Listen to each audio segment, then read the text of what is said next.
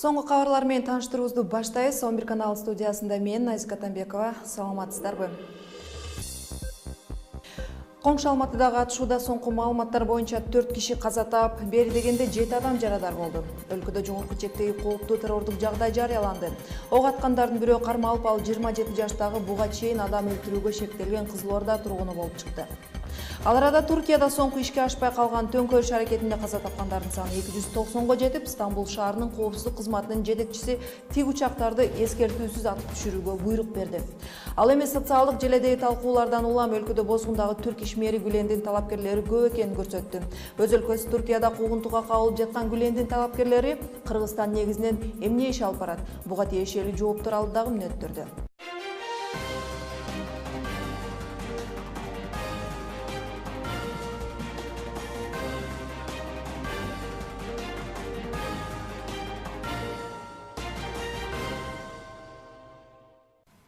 Алматынын Алмалы районундагы ички иштер бөлүмүнүн жанынан белгисиз жаран автомат ок чыгарып, 4 адам өлгөнү кабарланууда. Ал эми Алматыдагы атышууда Норильск базарында 5 киши жарадар болду деп билдирди Новости Казахстан агенттиги. Тез жардам кызматынын маалыматына таянып. Соңку маалыматтар боюнча жок эле дегенде 7 киши жарадар болгону айтылууда. Жергиликтүү маалымат каражаттарынын жазганына караганда, жалпы санынан 10 жолу ок атылганы болгон. Учурда тиешелүү мекемелердин кызматкерлери аталган аймакта жайгашкан кеңселерден кызматкерлерди көчөгө чыгарбай кармап жатканы маалым. Аталган аймак толугу менен курчоого алынып, кылмышка шектүүнү колго түшүрүү аракеттери көрүлүүдө. Тенгриньюс маалымат сайты билдиргендей, райондук ички иштер бөлүмүнүн имараты курчоого алынган. WhatsApp аркылуу канжалаган тартип сакчыларын жана полицияга ок аткан деп божомолдогон бир кишинин сүрөтү тарап жатат. Казакстандын армиясы күчөтүлгөн тартипке кызмат өтөөгө киришти. Мындай окуялардан улам Кыргызстан кыргыз-казак чегарасын бекемдеди. 17 июлда Түрк президенти Реджеп Тайып Эрдоган тополоң учурунда Стамбулдагы Босфор көпүрөсүндө каза тапкан бийликчил партиянын өкүлдөрүнүн бири Эрол Олчак жана анын 16 жаштагы уулунун тажыясына катышты. Эрдоган сөз сүйлөй албай көзүнө жаш алганын социалдык түйүндөрдө саясий шоу катары сыпатталды. Ошондой эле Эрдоган өлүм жазасына кайра киргизилиши мүмкүн экендигин четке какпайт. Ал 17 июлда бул маселени оппозиция менен талкуулай турганын билдирди. 2004-жылы Туркия Евробиримдикке кошулууга жигердүү аракеттене баштаганда өлüm cezası alıngan ele. Cennetiyle, cemaliyle müşerref kız. Теманы улай Анкарадагы кыргыз элчиси Ибрагим Жунусов кыргыз курсантынын төңкөрүшкө тиешеси жок экенин маалымдады. Айтымында Туркия менен Кыргызстан ортосунда түзүлгөн келишимдин негизинде Кыргызстандан келген курсанттарыбыз билим алышат. Кыргыз курсант Чынаккеле маданий иш-чаранын алкагында 3 ротан арасында кеткен. Алардын окуяларга эч кандай тиешеси жок. Коопсуздукка байланыштуу аларды бүгүнкү күндө аскердик бөлүмдө кармап турушат. Мындан тышкары жаракат алган же каза тапкандар арасында биздин мекендештер жок. Эске салсам, мурдараак Стамбул шаарында Куленди аскер академиясында мамлекеттик төңкөрүш аракетине байланыштуу 80 курсант кармалганын кабарланган. Бала эч нерсеге катыштуулугу жок. Мен телефон менен бүгүн дагы сүйлөштүм. Бурсага ток баары жакшы. Бүгүн аларды кайрадан Измирге алып келет. Ал курсантыбыздын менен биз дайым байланыштабыз. Анын ата энеси менен дагы сүйлөштү. Ошол эле күнү сөз болуп кеткен, эсиңизде болсо керек, бир кыз жоголду деп. Ошол күнү эле Тышкы иштер министрлигинен кабарлашканыбыздан кийин горячий линияларды койгонбуз, бизге телефон менен чыгышкан. Азыр ал кыз дагы кечээ эрте менен табылды. Кыз баары жакшы эле, үйдө иштеп болгон, телефон иштебей калган болуп чыкты. Түркия темасын улай соңку окуяларда каза тапкандарды жерге берүү уланууда. Соңку маалыматтар боюнча төңкөрүш аракети учурунда 290 адам набыт болду. Стамбул шаарынын коопсуздук кызматынын жетекчиси тик учактарды эскертүүсүз атып түшүрүүгө буйрук берди. Учурда шаарга полициянын атайын даярдыктагы 1800 аскерлери жөнөтүлгөн. Анкара төңкөрүш жасоо аракетинде АКШда жашаган диний көз караштагы оппозициячы Фетхуллах Гүленди айыптап жатат. Анкарадагы парламенттин алдында президенттин жактоочулары аны колдоп митингге чыгышты. Реджеп Тайып Эрдогандын тарапташтары мамлекеттик төңкөрүш кылууга аракет кылгандарды өлүм жазасына тартууну талап кылышты. Туркиядагы кырдаал тууралуу экс-депутат Өмүрбек Абдрахманов менен маектешебиз. Өмүрбек мырза, кутман кечиңиз менен. Кандай деп ойлойсуз? Түрк аскерлеринин бийликке каршы чыгышынын себептери кайсылар? Эң биринчи биз айтышыбыз керек, кандай мамлекеттерде төңкөрүш болот, ушул аскери метеш болот, же болбосо революция болот. Ошону ачык айтышыбыз керек. Мына бардык демократиялык мамлекеттерге мындай балекеттер жок. Ал эми демократиясы жок. авторитардык же болбосо таптакыр эле диктаторлук өнүкпөгөн мамлекеттерди дайыма ушундай төңкөрүштөр коштоп жүрөт. Бирок Туркия бир топ демократиялык деңгээлге чыгып калган өлкө эле. Бир топ өнүккөн өлкө эле. Бул Туркияны түзгөн адам Ататүрк парламент кылып түзгөн. Ушу парламентти кылсак, ушу Европадагыдай болуп өнүккөн жана туруктуу мамлекет болобуз деп эсептеген. Бирок тилекке каршы 2002 жылдар болсо керек, Эрдоган бийликке келгенден кийин, анан бир аз күчтөнгөндөн кийин бир адамдын бийлигин жарата баштады. Бир адамдын бийлигин жаратып, азыр факты түрүндө президенттик мамлекет болуп алышты. Конституция боюнча азырынча парламенттик. Бир гана киши башкарган мамлекет болуп калды. Мына ошонун себебинен бир топ интеллигенциялар, адамдар, аскери күчтөрү буга нааразычылыгын билдирип жүрүшкөн. Бирок ошого карабай Эрдоган өзүнүн бийлигин гана күчөтө берди. Бул бийликтеги адам деген бийликти теңдеш керек. Өзүн шайлабаган же болбосо өзүнүн саясатына каршы адамдарды дагы ушул бир идеянын, мамлекеттин идеясынын тегерегинде салмактап, баланстап алып жүрүш керек эле. Тилекке каршы андай болгон жок, меники туура, мени колдобогондор менин душмандарым деген саясат менен кете берди. Ошон үчүн ушундай төңкөрүш аракети болду. Фетхулла Гүлен, Эрдогандын тиреши, чыры эмнеге байланыштуу? Тарыхты карап отурсак, Эрдоган жанагы диний партиясын түзүп жатканда Фетуллахка барган экен. Америкага, Пенсильванияга барып сүйлөшүп, мына Турциянын тагдырын чогуу чечели, Турцияны өркүндөтөлү деп экөө макулдашкан экен. Макулдашып, анан кийин Гүлен макул болуп ага, андан кийин Гүленди жактаган Түркиядагы адамдар дагы ушу Эрдоганга добуш беришип, Эрдоган ошентип бийликке келип калган. Биринчи 5-6 жылдары чогуу иштешкен, эч кандай болгон эмес бөлүнүү. Кийинчерээк Эрдоган күчтөнө баштагандан кийин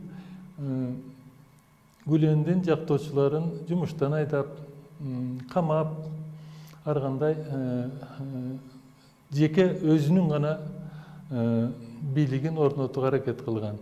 Гүлендин тарыхын окусак, анын китептерин окусак, ал адам ислам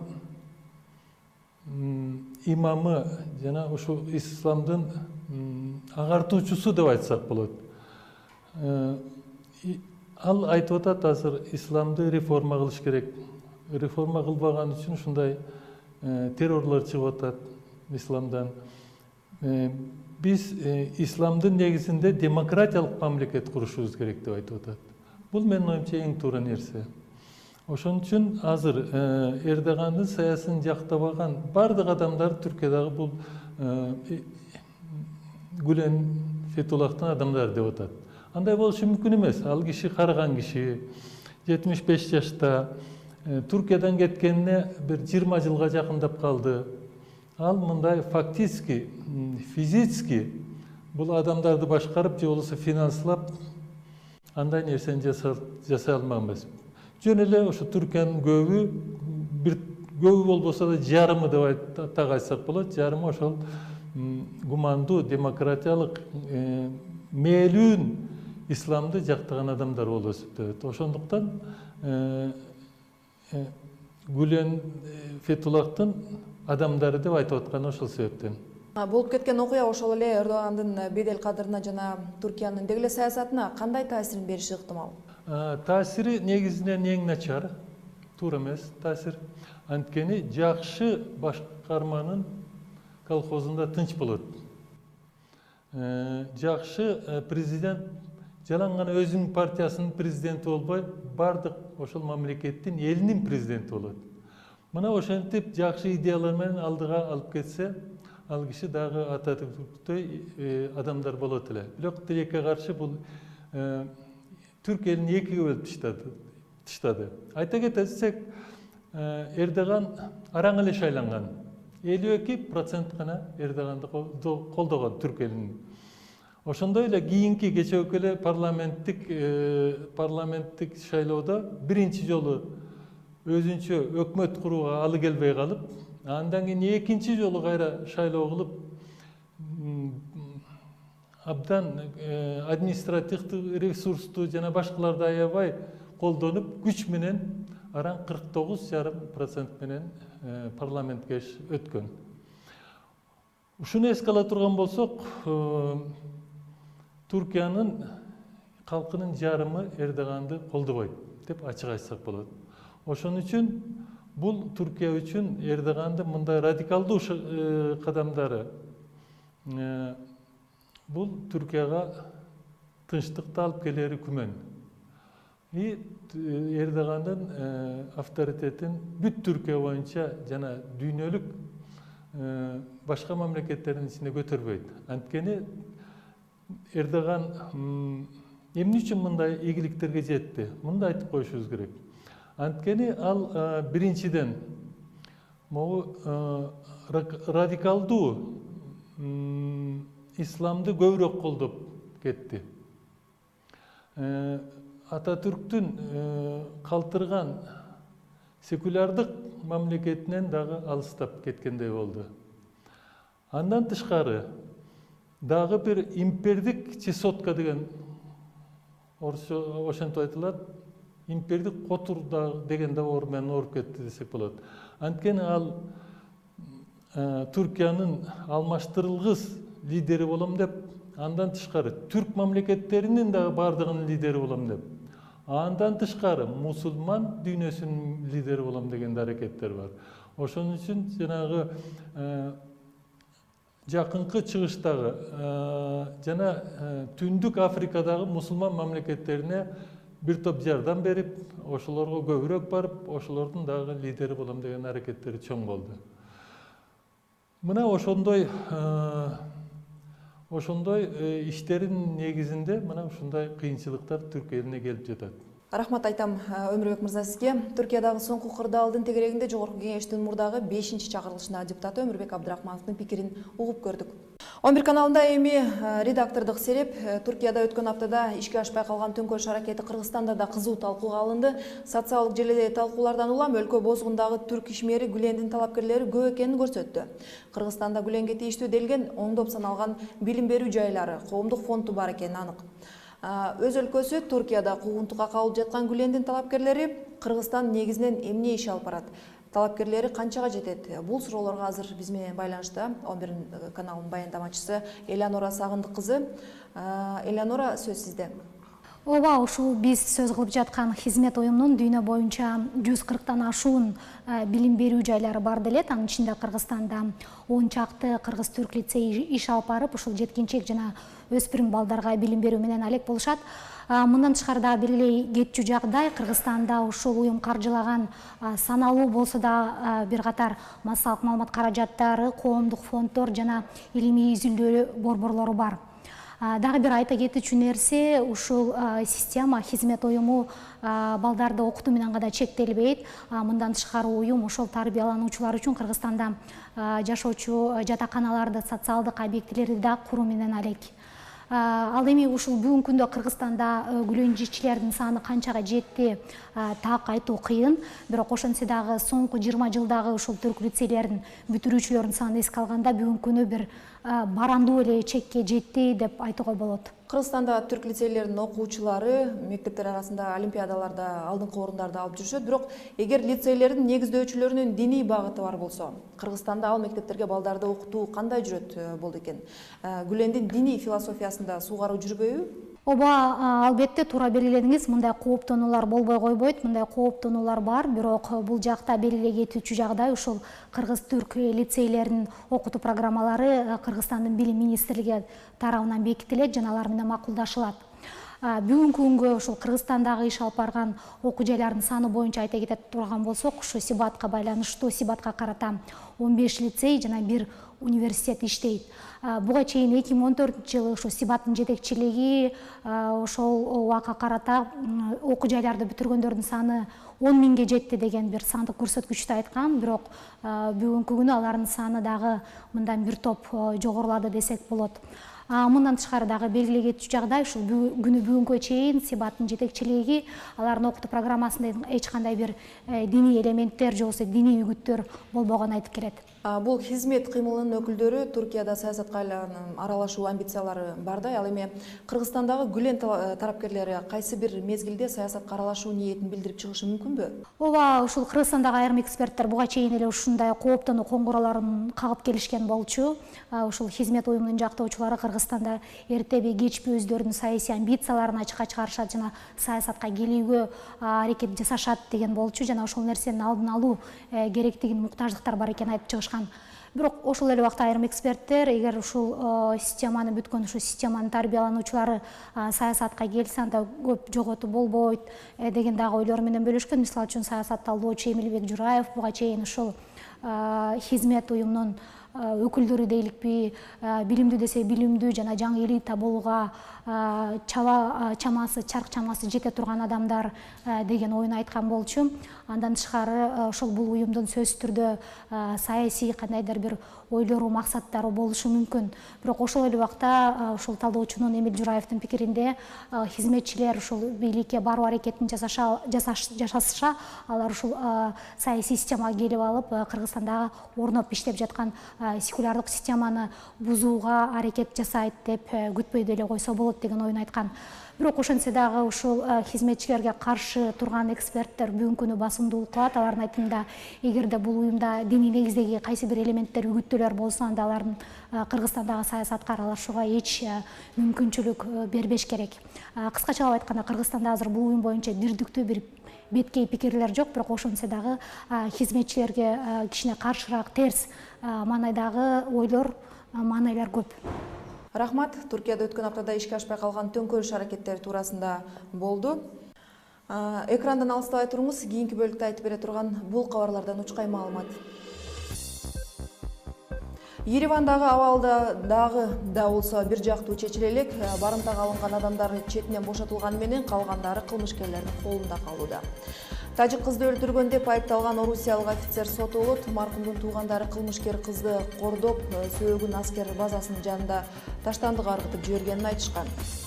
Бул арада дүйнөлүк олимпиадада болгон жолдомо дагы бир лицензия менен толуктады. Бул ирет Балбанчы айым 7 августта Кыргызстандын намысын коргойт. Дүйнө кабарларын улантабыз. Ереванда барымтага алынган адамдардын экөөсү кое берилгени айтылууда. Ошентип туткундагы полициянын дагы 4 кызматкери калды. Куралчан топ Еревандын Эребуне аймагындагы полициянын имаратын басып алышы, Карабах кабалаңынын катышуусуна катары камакка алынган. Жаңы Армения коомдук куткаруу оппозициялык фронтунун лидери Сефилянын бошотуу талап кылышууда. Курал жарактарды мыйзамсыз алып жүрүү, сактоо жана ташуу боюнча айыпталган Сефилян 2 айга камакка алынган. Ал көрсөтмө берүүдөн баш тарткан.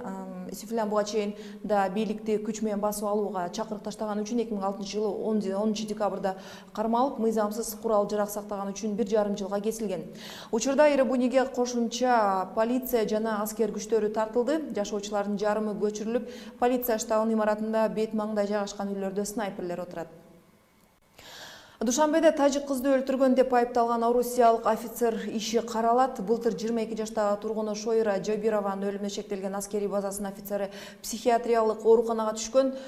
Маркумдун туугандары кылмышкер кызды кордоп, сөөгүн аскер базасынын жанында таштандыга ыргытып жибергенин айтышкан. Тажикстандын тышкы иштер министрлиги орус аскер базаларында мындай окуяларга жол бербөө үчүн тиешелүү чараларды көрүү талабы менен Орусияга нота жолдогон.